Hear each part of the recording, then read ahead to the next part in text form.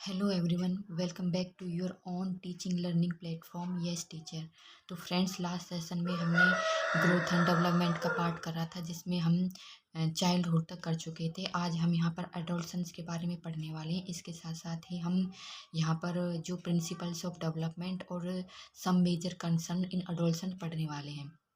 तो चलिए शुरू करते हैं अपना सेशन। तो यहाँ पर हम बात करते हैं एडोलसेंस की। तो जो एडोलसेंस है यानी युवा अवस्था, जो अडोलसेंस है वो लिया गया है, जो अडोलसेंस अडोलसेरे वर्ड से लिया गया है, जिसका मतलब होता है टू ग्रो इनटू मैच्योरिटी यानी परिपक्व हो जाना। इसका मतलब क्या होता है कि जब बच्चा किसी भी एक्टिविटी को करने के लिए या फिर किसी भी टास्क को करने के लिए फिजिकली और मेंटली तैयार हो जाता है, तो इसका मतलब क्या होता है कि वो अडोलसेंस स्टेज में आ गया है, वो मेच्योर हो गया है, वो परिपक्व हो गया है। अब अडोलसेंस की कुछ कैरेक्टरिस्टिक्स होती हैं, जिसमें हम सबसे पहले बात करें कि जो अडोलसेंस में बच्चों का जो फिजिकल डेवलपमेंट होता है, यानी उनकी जो हाइट वेट का ग्रोथ होता है, वो बहुत ही तेज़ी से होता है, वो रैपिडली होता है। हमने पिछली क्लास में बात करी थी, तो हमने देखा था कि जो इन्फेंसी स्टेज होती है, इन्फेंसी स्टेज में बच्चों का जो फिजिकल डेवलपमेंट बहुत ही तेज़ी से होता है, लेकिन चाइल्डहुड में आकर जो बच्चों का फिजिकल डेवलपमेंट होती है, बच्चों की जो ग्रोथ होती है, वो स्लो हो जाती है। इसके साथ ही जो अडोलसेंस है, अडोलसेंस में बच्चों में कुछ बायोलॉजिकल चेंजेस आने लगते हैं, यानी जैसे अगर हम गर्ल्स की बात करें तो गर्ल्स में मेंस्ट्रुएशन स्टार्ट हो जाते हैं, और जो बॉयज़ हैं उनमें भी उनकी भी दाढ़ी मूछें आने लगती हैं। इसके साथ साथ बच्चों में कुछ हार्मोनल चेंजेस आने लगते हैं, जिसकी वजह से बच्चों में कुछ साइकोलॉजिकल चेंजेस भी स्टार्ट हो जाते हैं। इन्हीं सब वजह से जो अडोलसेंस है उसे ट्रांजिशन पीरियड यानी संक्रांति काल का नाम दिया गया है।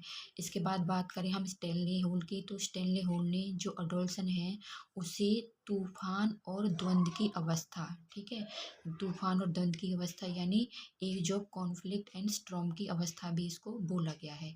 इसके साथ ही एरिक एरिक्सन है, जिन्होंने एडोलसेंस की थ्योरी दी थी, जिसमें उन्होंने जो चाइल्ड था यानी बच्चा था, या फिर हम किसी इंडिविजुअल की बात करें तो उसने पूरे एक इंडिविजुअल को उनकी लाइफ के टाइम पीरियड को 8 स्टेजेस में डिवाइड किया गया था, जिसमें उन्होंने जो एडोलसेंस की स्टेज थी उसे आइडेंटिटी क्राइसिस वर्सेस कंफ्यूजन की स्टेज बताया था। इन्होंने क्या कहा था, इन्होंने कहा था कि इस स्टेज में बच्चे या तो अपनी कोई इस स्टेज में बच्चे या तो अपनी कोई पहचान बना लेते हैं, ठीक है, या तो वो कोई ऑक्यूपेशन चूज कर लेंगे, या फिर वोकेशनल कोर्स चूज कर लेंगे, या फिर वो इस तरह से अपना एक टारगेट बना लेंगे कि भाई लाइफ में उनको तो जॉब करनी है, बिजनेस करना है तो जॉब करनी है, तो उन्हें कौन सी जॉब करनी है। तो इस तरह से अपना एक टारगेट फिक्स करके, अपना एक एम फिक्स करके वो उसी वे में चलते हैं, उसी टारगेट को पूरा करने के लिए वो मेहनत करते हैं। लेकिन अगर इस एज में बच्चे ये सब चीज़ें नहीं कर पाते हैं, तो वो कन्फ्यूजन में रहते हैं, और आगे चल के उन्हें रैंडमली ही कोई ऑब्जेक्ट या फिर कोई सब्जेक्ट चूज करना पड़ता है, जिसकी वजह से उन्हें बहुत सारी परेशानियों का सामना करना पड़ता है। इसके बाद हम बात करें तो जो अडोलसेंस की जो एज होती है उसे मेकिंग एंड डिस्ट्रॉइंग लाइफ यानी जीवन के विनाश और निर्माण की अवस्था भी इसको बोला गया है। साथ ही इसको समस्यात्मक आयु की अवस्था यानी प्रॉब्लम एज बोला गया है। इसके साथ ही इसको प्यूबर्टी एज और डे ड्रीमिंग एज भी इसको बोला गया है। अब हम बात करते हैं थ्योरीज की।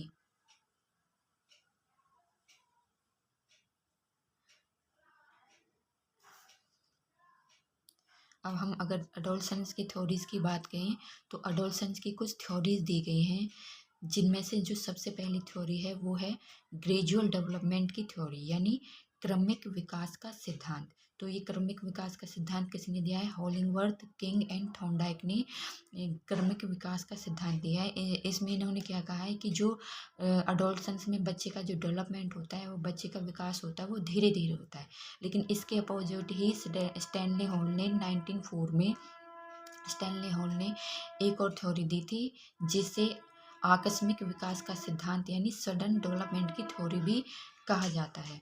इसके बाद हम बात करें कि जो स्टैनली हॉल थी, स्टैनली हॉल ने स्टैनली हॉल ने जो अडोलसेंस पीरियड है उस पर सबसे ज़्यादा स्टडी की थी, इसलिए जो स्टैनली हॉल है उन्हें father of study of adolescence भी कहा जाता है। इसके अलावा स्टैनली हॉल ने जो अडोलसेंस की कुछ स्टेजेस बताई थी, जिसमें से जो सबसे पहली स्टेज थी वो थी अर्ली अडोलसेंस जो 11 से 13 वर्ष की थी। इसके बाद थी मिडल अडोलसेंस जो 13 से 17 वर्ष की थी, और इसके बाद थी फिर लेटर अडोलसेंस जो 17 से 18 वर्ष की थी। तो कई कई बार स्टैनली हॉल की जो स्टेजेज होती हैं उन्हें भी एग्जाम में पूछ लिया जाता है, तो आप ये सारी चीज़ें इसमें याद रखेंगे। इसके बाद हम बात करते हैं अडोलसेंस में होने वाले डेवलपमेंट डोमेन की, यानी जो अडोलसेंस में जो बच्चों का विकास होता है वो कौन कौन से क्षेत्र में होता है, कौन कौन से डोमेन में होता है, कौन कौन से एस्पेक्ट में होता है। तो सबसे पहले ही हम बात करेंगे बच्चे में जो अडोलसेंस में बच्चे का जो विकास होता है वो उसके फिजिकल डेवलपमेंट की हम यहाँ पर बात करेंगे। फिजिकल डेवलपमेंट यानी अडोलसेंस में बच्चे में जो शारीरिक विकास होता है तो किस तरह से होता है, उसमें क्या क्या बदलाव आते हैं, क्या क्या चेंजेज आते हैं। सबसे पहले हम बात करें हाइट की, तो जो बच्चे होते हैं इस टाइम पीरियड में, अगर हम गर्ल्स की बात करें तो जो गर्ल्स हैं वो 16 साल की उम्र तक अपना जो मैक्सिमम हाइट होती है वो उसे अचीव कर लेते हैं, उसे अटेन कर लेते हैं। इसके साथ ही जो बॉयज़ हैं वो 18 साल की उम्र तक अपनी हाइट को अटेन कर लेते हैं, अचीव कर लेते हैं। तो कहीं कहीं पर आपको ये एक आधा जो साल है, एक आधा ईयर है वो ऊपर नीचे देखने को मिल सकता है। इसके साथ ही बच्चों में प्यूबिक हेयर डेवलप होने स्टार्ट हो जाते हैं।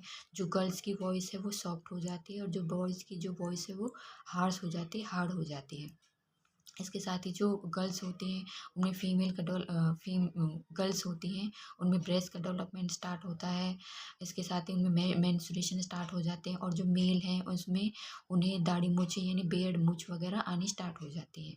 अगर हाँ, अब यहाँ पे हम बात करें कि अडोलसेंस में जो कॉग्निटिव डेवलपमेंट है वो कैसे होता है, तो इसमें जो कॉग्निटिव डेवलपमेंट होता है बच्चे को वो कॉन्क्रीट टू एब्स्ट्रैक्ट होता है, यानी जो बच्चों की जो सोच है वो मूर्त से अमूर्त की तरफ चली जाती है।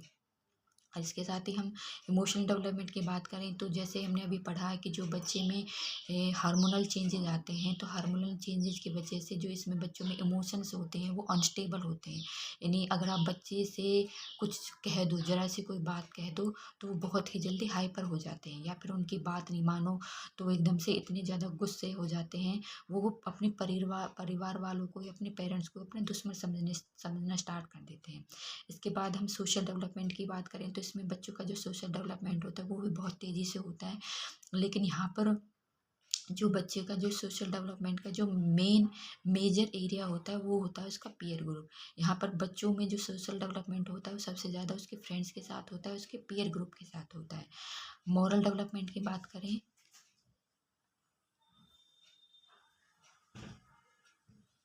अगर हम मॉरल डेवलपमेंट की बात करें तो यहाँ पर जो बच्चों हैं उनमें ऑटोनोमस मॉरलिटी देखने को मिलती है, यानी ऑटोनोमस स्वायत्ता नैतिकता यहाँ पर बच्चों में पाई जाती है। स्वायत्ता नैतिकता का मतलब है कि यहाँ पर जैसे हम चाइल्डहुड में हमने बच्चों को बता दिया कि भाई झूठ बोलना गलत बात है, चोरी करना भी गलत बात है, तो बच्चे उस पर्पज़ को नहीं देखेंगे कि किस पर्पज़ की वजह से झूठ बोला जा रहा है या फिर चोरी करी जा रही है। उनके लिए तो ये है कि अगर झूठ बोल दिया है, चोरी करी है, तो मतलब वो गलत है, दैट विल बी पनिशेबल। लेकिन यहाँ पर जो बच्चों में ऑटोनोमस मॉरलिटी डेवलप हो जाती है, यानी झूठ बोला गया है या फिर चोरी की करी गई है तो वो कौन से पर्पज़ के लिए करी गई है।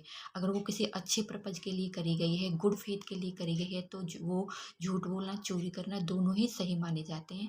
अगर वो गलत पर्पज़ के लिए करी गई है तो वो गलत होगा ही।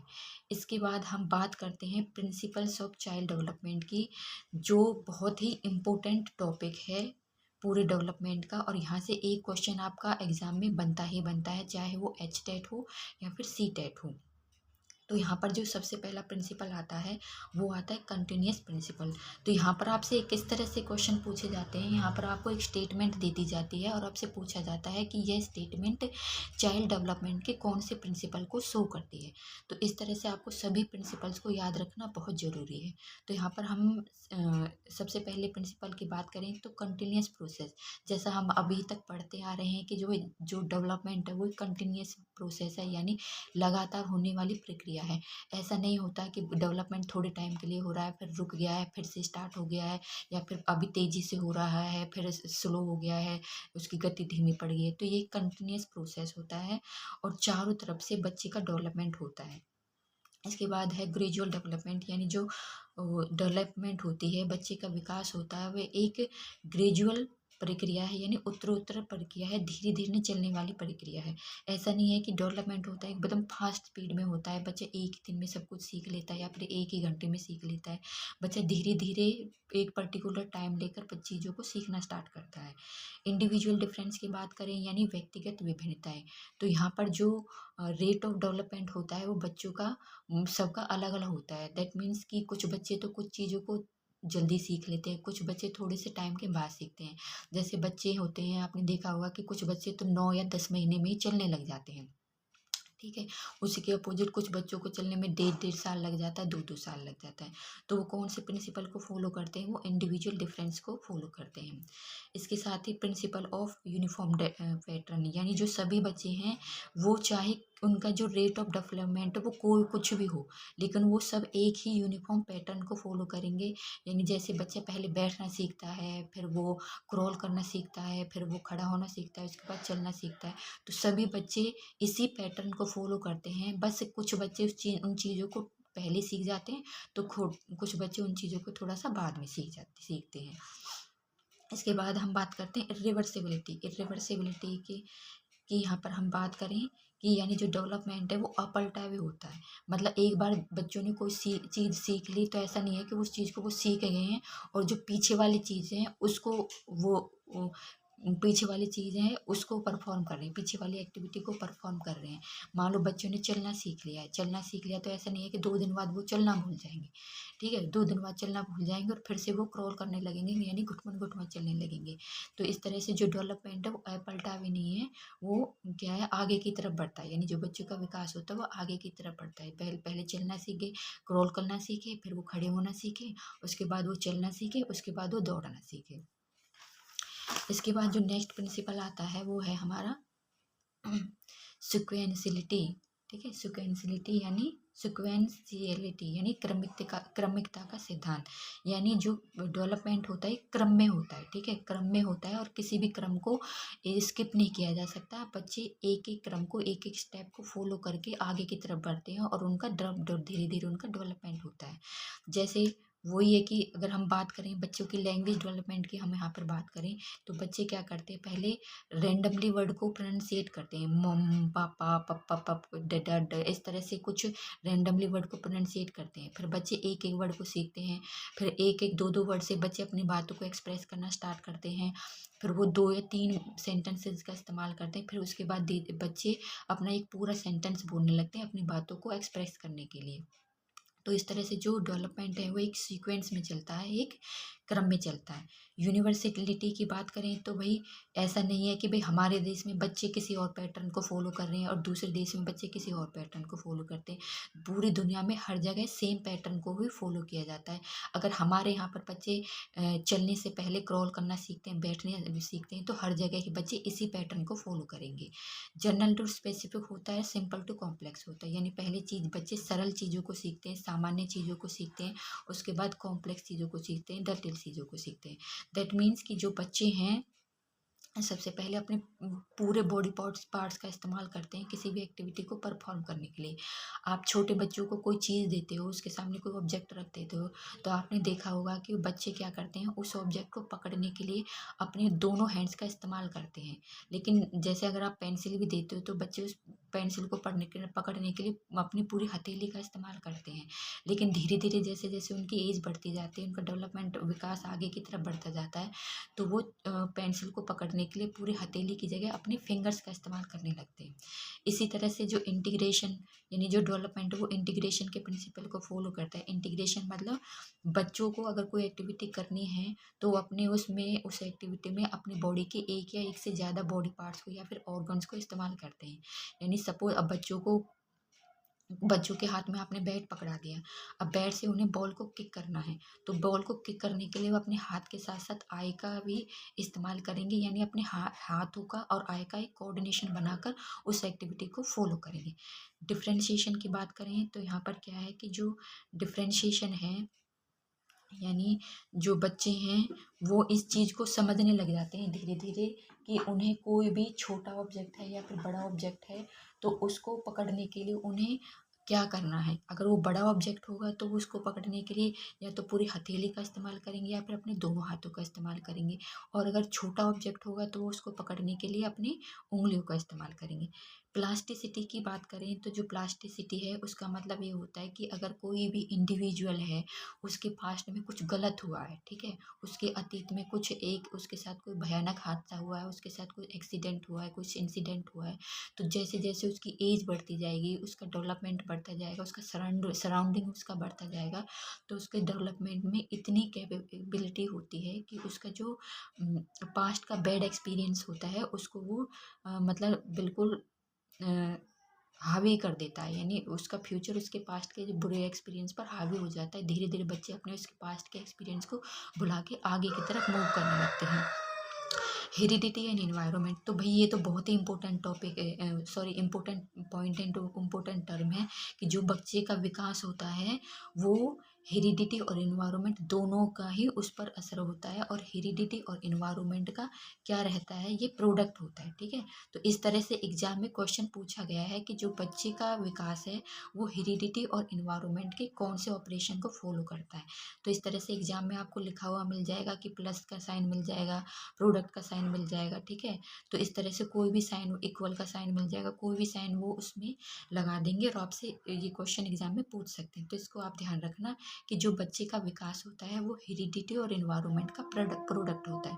प्रिडिक्टेबिलिटी की हम बात करें तो जो बच्चों का विकास होता है वो प्रिडिक्टेबल होता है। भाई बच्चे अपने कोई भी एक्टिविटी करते हैं तो उसकी एक्टिविटी से हम ये बता सकते हैं कि भाई आगे चलकर वो फ्यूचर में क्या बनने वाले हैं, क्या करने वाले हैं। सपोज कोई बच्चा है वो उसका फुटबॉल में बहुत इंटरेस्ट है, वो फुटबॉल ज़्यादा खेलता है, उसको फुटबॉल ज़्यादा पसंद है, फुटबॉल खरीद के बार बार फुटबॉल खरीद के लाता है, तो भाई हम कह देते हैं कि इसको तो फुटबॉल का बहुत शौक है, आगे चलकर ये स्पोर्ट्स में जाता है तो ये तो फुटबॉलर ही बनेगा।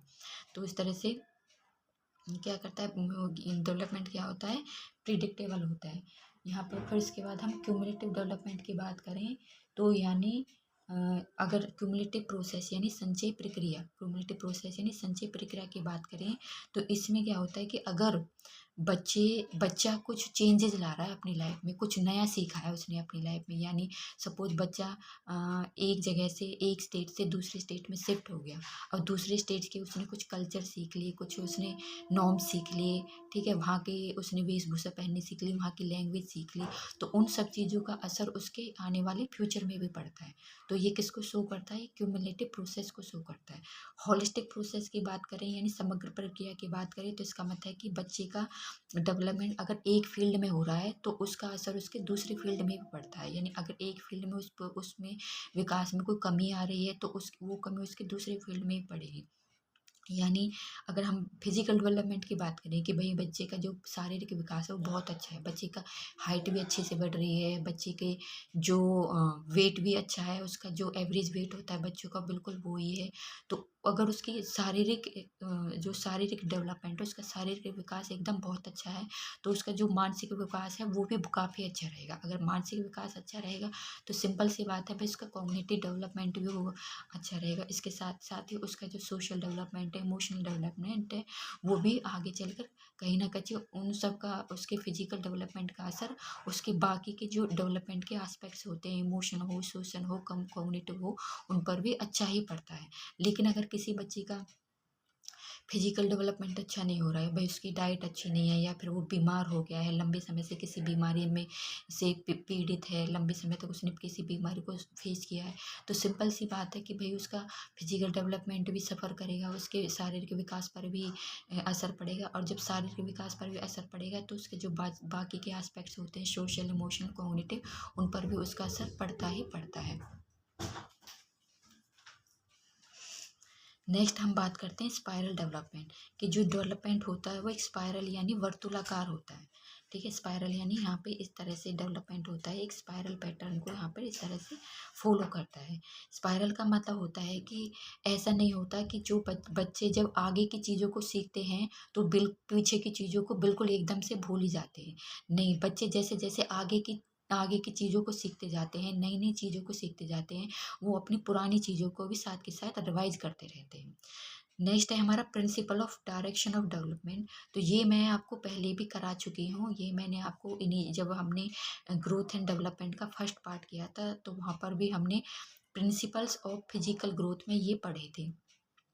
ठीक है। यहाँ पर हम principle of direction of development की बात करें तो जो सबसे पहला इसमें आता है वो होता है सफेलोकॉडल प्रिंसिपल। सफेलोकॉडल का मतलब होता है मस्तकाधोमुखी सिद्धांत। मस्तकाधोमुखी सिद्धांत का मतलब है कि यानी जो बच्चों का विकास होता है, बच्चों का जो फिजिकल डेवलपमेंट होता है वो सिर से पैर की तरफ होता है, यानी टॉप टू डाउन होता है। फिर दूसरा आता है हमारा प्रोक्सीमोडिस्टल यानी समीप दूराभिमुख सिद्धांत, यानी इसमें जो बच्चों का विकास होता है वो समीप से दूर की तरफ होता है, यानी जो बच्चे का विकास होगा, बच्चे का फिजिकल डेवलपमेंट होगा वो इसके सेंटर पार्ट से आउटर पार्ट की तरफ होगा। इसमें बच्चों में जो स्पाइनल कॉर्ड है वो पहले डेवलप होती है और जो बच्चों में जो आउटर पार्ट है यानी जो उसके हाथ रहा पैर रहा वो बाद में डेवलप होते हैं। इसी तरह से इसमें बच्चों की जो आर्म्स है वो पहले डेवलप होगी और जो हैंड है बच्चों का वो बाद में डेवलप होगा।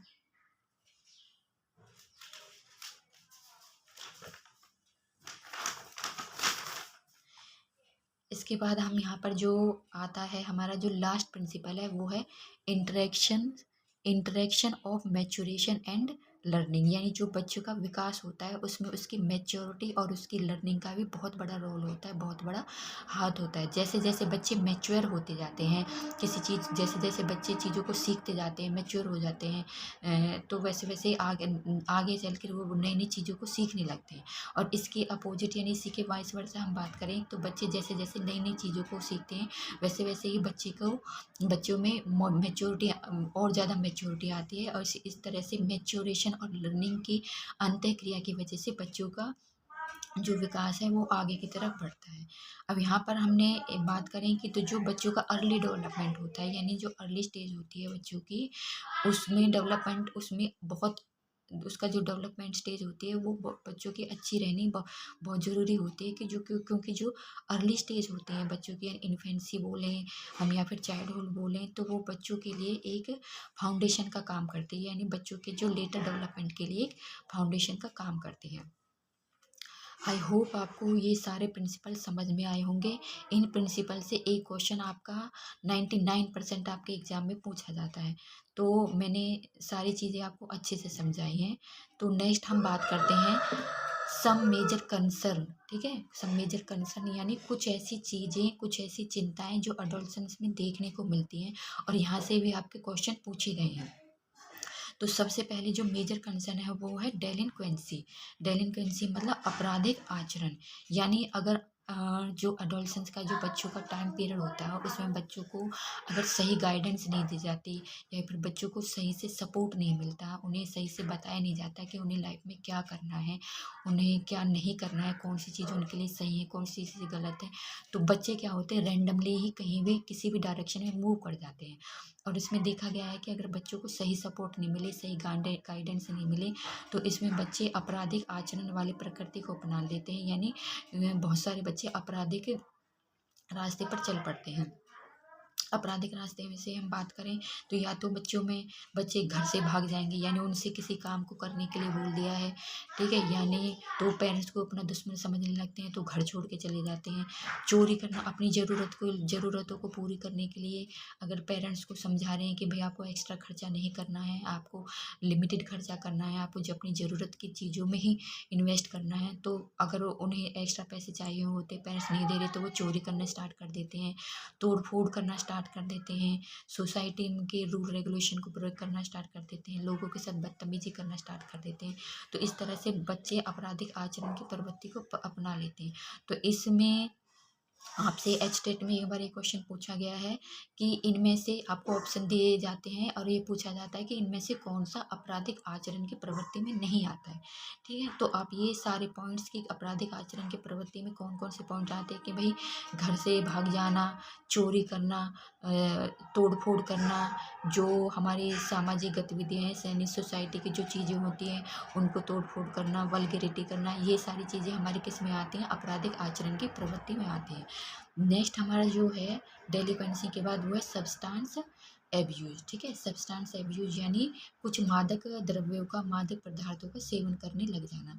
तो इसमें क्या होता है कि बच्चे या तो बच्चों का खुद का कोई पीयर ग्रुप है, उसके पीयर ग्रुप में अगर कोई मादक पदार्थों का जैसे स्मोकिंग कर रहा है या फिर अल्कोहल ले रहा है या फिर ड्रग्स वगैरह कर रहा है, तो बच्चे उनसे इन मादक पदार्थों का सेवन करना सीख जाते हैं। तो इस तरह से अगर बच्चों पर सही तरह से ध्यान नहीं दिया जाए, बच्चे कहाँ जा रहे हैं, किसके साथ रह रहे हैं, ठीक है, कब घर आ रहे हैं, लेट आ रहे हैं तो क्यों आ रहे हैं, तो इस तरह से बच्चों पर अगर ध्यान नहीं दिया जाता तो बच्चे कोई इसी तरह से कुछ अब्यूज सब्सटेंस होते हैं जिनको यूज करना स्टार्ट कर देते हैं, जो उनकी लाइफ को तो खराब करता ही करता है, साथ में उनके करियर को भी खराब कर देता है। इसके बाद इसमें जो मोस्ट इम्पोर्टेंट में कंसर्न आता है वो होता है हमारा ईटिंग डिसऑर्डर। और जो ये ईटिंग डिसऑर्डर है सबसे ज़्यादा फीमेल में देखने को मिलता है। इसमें दो टाइप के ईटिंग डिसऑर्डर हैं, जिसमें सबसे पहला है एनोरेक्सिया नर्वोसा। ठीक है, एनोरेक्सिया नर्वोसा, इनको हिंदी में भी एनोरेक्सिया नर्वोसा यही बोला जाता है। तो एनोरेक्सिया नर्वोसा की अगर हम बात करें तो इसमें क्या होता है कि बच्चों को क्या लगता है कि भाई उनका वेट बहुत ज़्यादा बढ़ रहा है, ठीक है, बहुत ज़्यादा वेट बढ़ गया है, या फिर उनका अगर वो कुछ खा लेंगे तो उनका फिगर ख़राब हो जाएगा। तो अपने वेट को मेंटेन करने के लिए और अपने फिगर को मेंटेन करने के लिए वो क्या करते हैं कि अपने खाने से कुछ चीज़ों को स्किप कर देते हैं।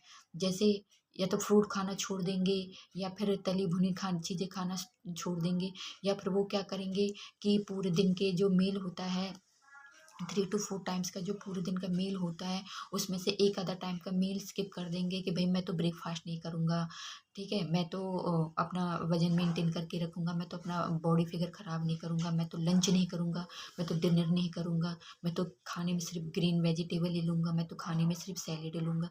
तो इस तरह की चीज़ें बच्चे करना स्टार्ट कर देते हैं, जिसे एनोरेक्सिया नर्वोसा कहा जाता है।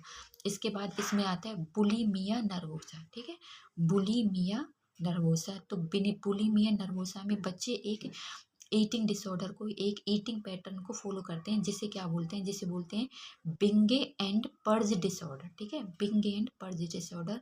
तो बिंगे का मतलब होता है अत्यधिक खा लेना, और पर्ज का मतलब होता है उसे निकालना। फिर इसमें क्या करते हैं बच्चे, पहले तो बहुत ज़्यादा खा लेंगे, ठीक है, उतनी उनको भूख नहीं रहती, उससे ज़्यादा, कहीं ज़्यादा वो खा लेते हैं। या फिर अभी उन्होंने खाना खाया है तो 5 मिनट बाद, 10 मिनट बाद वो फिर से खा रहे हैं।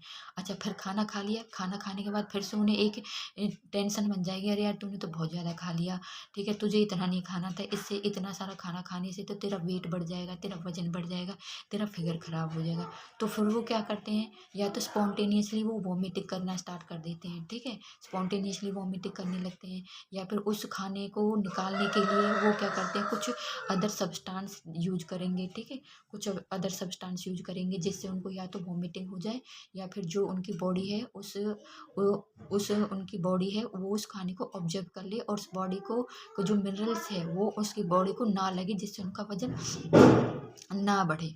लेकिन या फिर क्या करेंगे कि भाई आज उन्होंने खाना खा लिया, आज उन्होंने बहुत ज़्यादा खाना खा लिया, तो कल क्या कर रखेंगे, वो कल वो फास्ट रखेंगे, ठीक है, स्टारवेशन करेंगे, भूखा रहेंगे पूरे दिन, कि भाई हमने तो कल बहुत ज़्यादा खाना खा लिया था और हमारी बॉडी ने वो सारा खाना ऑब्जर्व कर लिया, तो आज मैं भूखा रहूँगा, जिससे मेरा वजन मेंटेन रहे, मेरी फिगर मेंटेन रहे।